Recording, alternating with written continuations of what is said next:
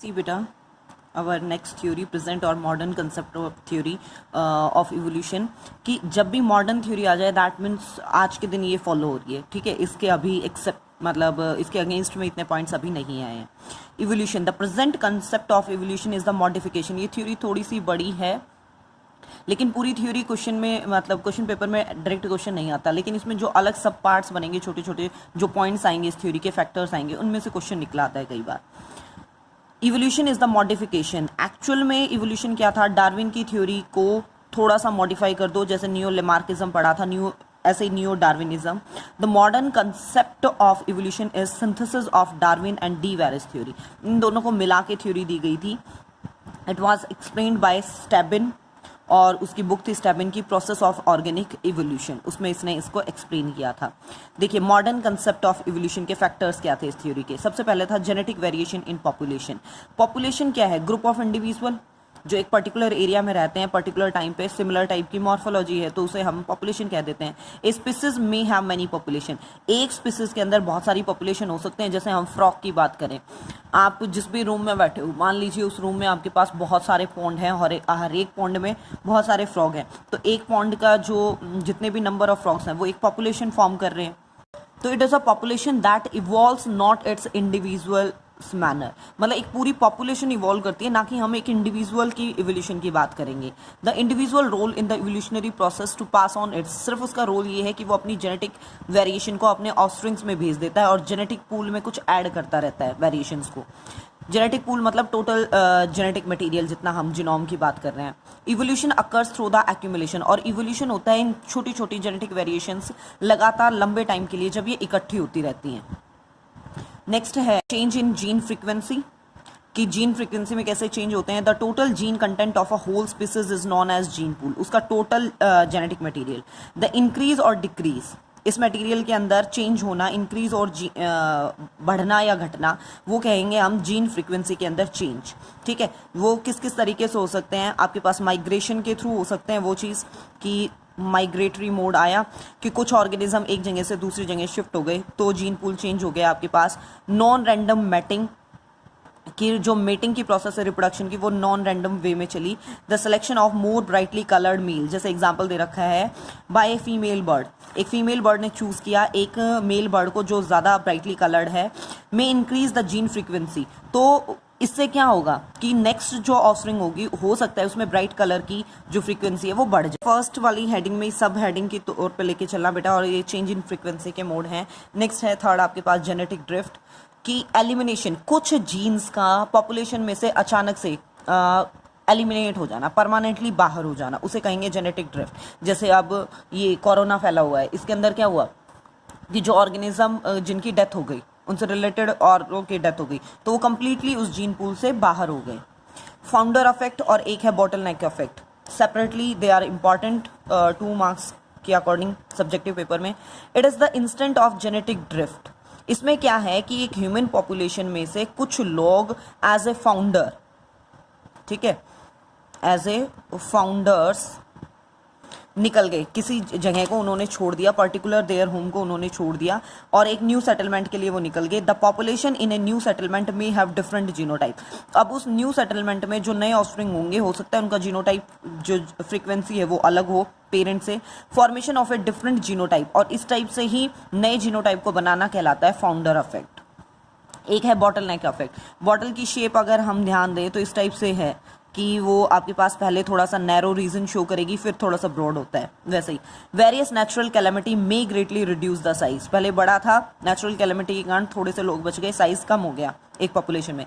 The genetic pool of small surviving population, जो थोड़े बचे, is often not a representative of genetic pool. वो पूरा जेनेटिक पूल तो रिप्रेजेंट नहीं कर सकते ओरिजिनल पॉपुलेशन जितना. This situation with reduce genetic variability, ये ऐसे महामारी के टाइम पे जो जेनेटिक वेरिएबिलिटी हुई उसे नाम देते हैं बॉटल नेक इफेक्ट, कि लार्ज से बिल्कुल ये थोड़े से रह जाना. हम पढ़ रहे हैं चेंजेस इन जीन फ्रीक्वेंसी, जिसमें माइग्रेशन पढ़ा, नॉन रैंडम मेटिंग पढ़ा, जेनेटिक ड्रिफ्ट पढ़ा. Now the fourth one is mutation. Gene mutation, chromosomal mutation हम पूरी डिटेल पढ़ाए हैं तो यहाँ पे सिर्फ नाम मेंशन कर दीजिए. Need to write again about the concept of mutation. Fifth है आपके पास gene recombination. Genetic variation also arise, crossing over हो रहा है जब हम मियोसिस के बारे में पढ़ते हैं. मियोसिस के टाइम पे फ्यूजन ऑफ क्रोमोसोम होता है फर्टिलाइजेशन के टाइम पे, जिससे जीन रिकम्बाइन होते हैं। हाइब्रिडाइजेशन का मतलब होता है बेटा मिक्सिंग करना दो जीन की, दो पॉपुलेशन थी आपके पास, उनके ग्रुप की इंडिविजुअल्स की आपने क्रॉसिंग करवा दी, जिसके बेसिस पे जीन की मिक्सिंग हो गई, जीन फ्रीक्वेंसी में चेंज हुआ, उसे कहते हैं हम हाइब्रिडाइजेशन। ये था मॉडर्न थ्योरी का फर्स्ट पॉइंट, ये वाला first point, genetic variation. In the second point, natural selection. Natural selection is not a bloody battle. जैसे डार्विन ने कहा था कि सिर्फ नेचर डिसाइड कर रहा है और मतलब जो स्ट्रांग होगा वो सर्वाइव करेगा एंड ऑल दैट, तो उसने कहा कि ऐसी ब्लडी बैटल नहीं थी, इतनी खूनी वाली कोई वॉर नहीं है, डार्विन जैसा कह रहे थे, ये बहुत पीसफुल प्रोसेस है। डिफरेंशियल रिप्रोडक्शन का एक मेथड है। Some members of a population have gene which enable them to grow up. कुछ मेंबर्स के पास, पॉपुलेशन के कुछ मेंबर्स के पास ऐसे स्पेसिफिक जीन हैं जो उन्हें ग्रो करने में हेल्प करते हैं, रिप्रोडक्शन में हेल्पफुल हैं कि वो बहुत ज़्यादा रेट में रिप्रोडक्शन कर सकें, और उनके वो सर्वाइवल में जितने ज़्यादा नंबर ऑफ ऑर्गेनिज्म है वो नेक्स्ट जनरेशन मतलब जितनी ज़्यादा प्रोड्यूस कर रहे हैं वो उतना ही ज़्यादा सर्वाइव कर पा रहे हैं। These that produce more viable offspring contribute, मतलब जो जितने ज़्यादा वाइबल नेक्स्ट जनरेशन प्रोड्यूस करेगा वो उतना ज़्यादा स्टेबल हो जाएगा। नेचुरल सिलेक्शन भी आपके पास 3 टाइप का था, ये इंपॉर्टेंट है बेटा, सेपरेटली क्वेश्चन उसके टाइप्स में, ठीक है, पूरी थ्योरी नहीं आती है। फर्स्ट है stabilising natural selection.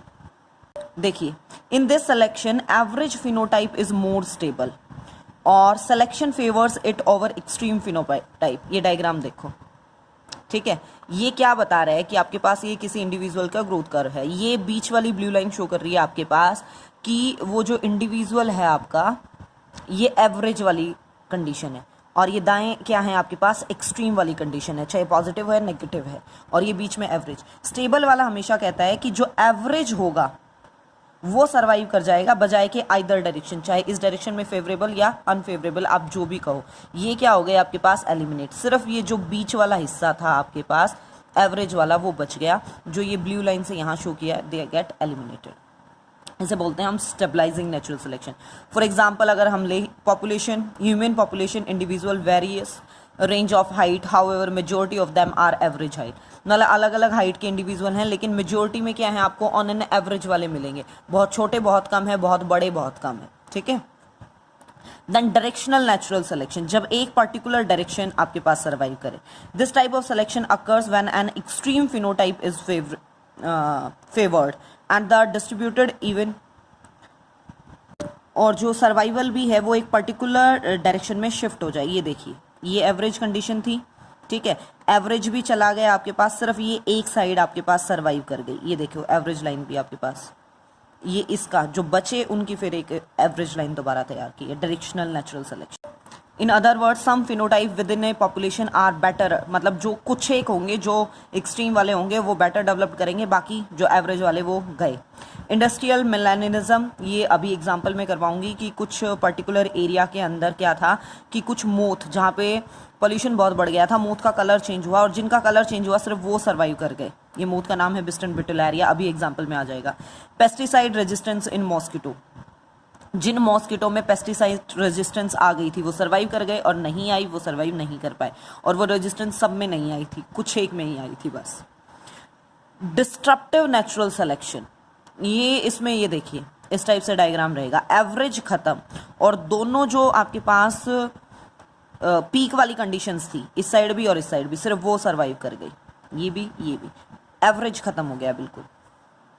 It is just the opposite of the stabilising, जो फर्स्ट आपने किया था स्टेबलाइजिंग, ये बस उसका उल्टा है, उसमें एवरेज बचा था, दोनों खत्म, इसमें एवरेज खत्म।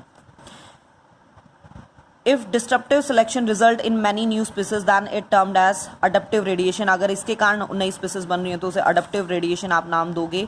ऐसा रेयरली होता है। For example black belt seed cracker plate, जो आपका था पायरिनेस्टस ऑस्ट्रीनियस साइंटिफिक नेम है इसका, इसने शो किया था डिस्ट्रप्टिव सिलेक्शन को। इसमें क्या हुए थे, some birds have small bills, मतलब अगेन बीक के लिए इनका ये वर्ड यूज हुआ है, have large bills to feed on the seed sizes, मतलब जो सीड वो खा रहे थे।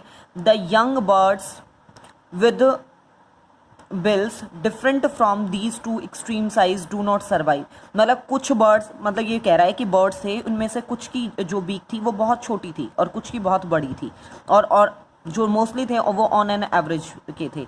अकाल पड़ा उसमें क्या हुआ, सिर्फ जो ऑन एन एवरेज दाने वाले था, उनका जो मटेरियल था, फूड मटेरियल, वो खत्म हो गया। बहुत छोटे बच गए और बहुत बड़े बच गए। तो इसके अंदर क्या हुआ, वो बर्ड जिनकी जो बिल साइज था वो बहुत कम था और बहुत बड़ा था, सिर्फ वो सर्वाइव कर गए और ऑन एन एवरेज डेड हो गए। ठीक है बेटा। And after that examples of natural selection अगर हम देखें, these examples indicate the evolution is occurring in a natural way. आज के दिन भी हो रहा है। जैसे हम अगर एग्जाम्पल्स में लें तो फॉर एग्जाम्पल पेपर्ड मोथ, जिसकी हमने अभी बात की थी।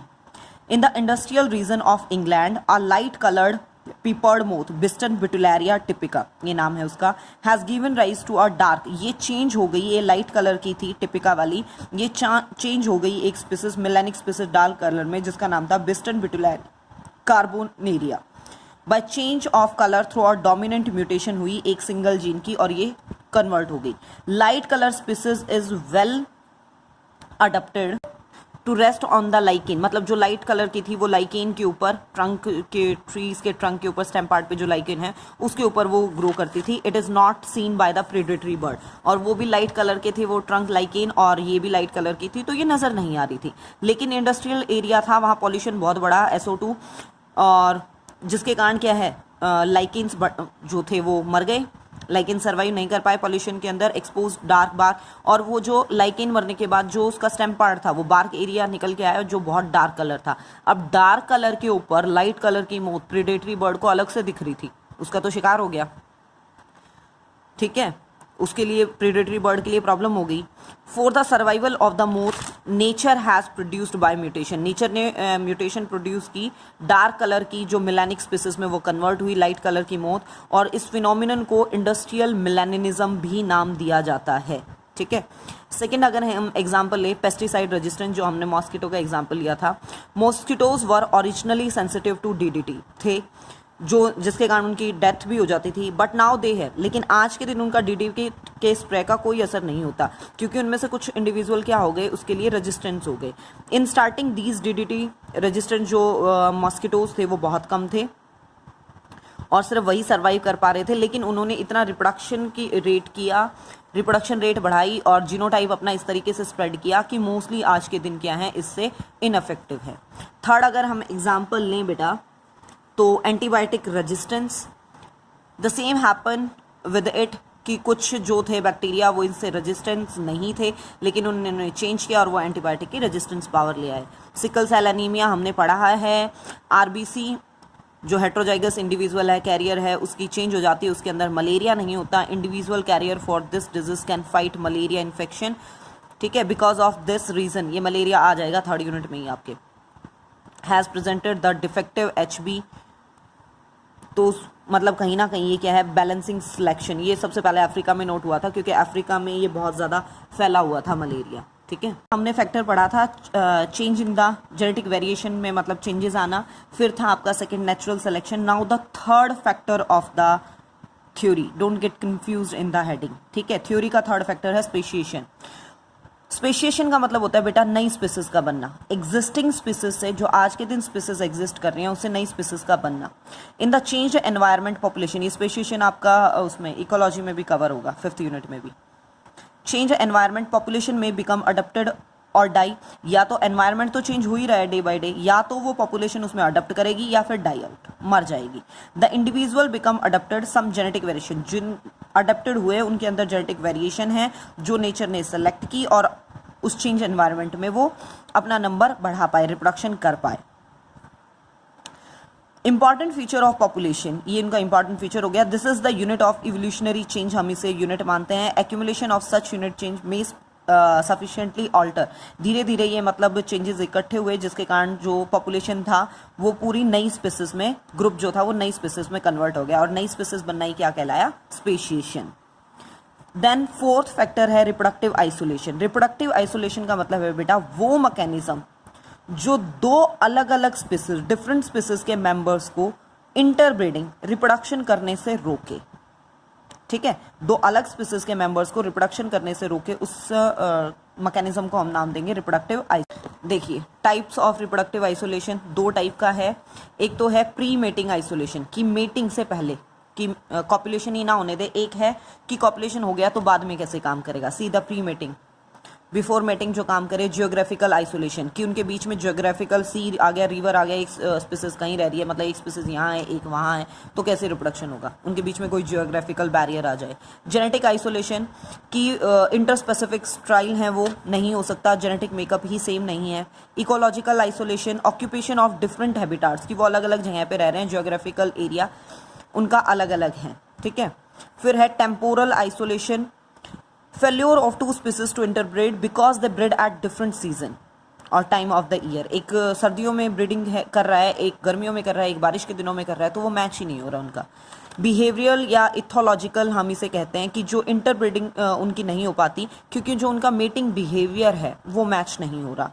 फिजियोलॉजिकल आइसोलेशन, इसका मतलब है कि वो फंक्शनल इनकम्पेटिबिलिटी, चैप्टर में पढ़ा था प्लांट्स के केस में कि पॉलन पिस्टल इंटरेक्शन में सेल्फ इनकम्पेटिबिलिटी, वही कि अगर वो इस टाइप से आपस में इनकम्पेटिबल ही नहीं है कि उनके गैमेट्स सर्वाइव करें मीटिंग के टाइम पे, तो वो अवॉइड हो जाती है। मैकेनिकल, जो सेक्स ऑर्गन्स का साइज है, दो स्पीसीज का साइज और स्ट्रक्चर है वो वेरी करता है, अलग अलग है तो नहीं हो पाता। Gametic isolation, many animals shed their gametes in water for external fertilisation, किसी के अंदर इंटरनल है और एक्सटर्नल भी है तो उनके केमिकल्स आपस में मैच नहीं कर रहे, वो एक दूसरे के गैमेट्स को अट्रैक्ट ही नहीं करेंगे, तो भी नहीं हो पाएगा।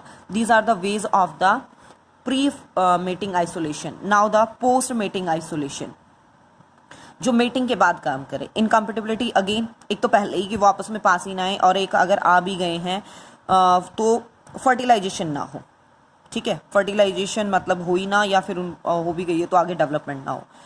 मान लीजिए फर्टिलाइजेशन हो गई, डेवलपमेंट भी हो गई समहाउ, तो हाइब्रिड इनवाइबिलिटी, जो जायगॉट बना वो वाइबल ना हो, वो मतलब बने और ख़त्म हो जाए। मान लीजिए हाइब्रिड सर्वाइव भी कर गया तो हाइब्रिड स्टेरिलिटी, वो हाइब्रिड जो बना है वो अगर सर्वाइव भी कर गया तो वो स्ट्राइल हो, नेक्स्ट ऑफस्प्रिंग प्रोड्यूस ना कर सके। हाइब्रिड ब्रेकडाउन, इंटरस्पेसिफिक में प्रोड्यूस, अगर F1 हाइब्रिड उसने बना भी दिया बैक क्रॉस के थ्रू या जैसे भी करके, तो हैव रिड्यूस, तो वो जो नेक्स्ट जनरेशन बनी एटलीस्ट वो वाइबल ना हो। तो इस थ्योरी में है genetic variation in population, second is natural selection, third is speciation and reproductive isolation. यहाँ ये थ्योरी कंप्लीट।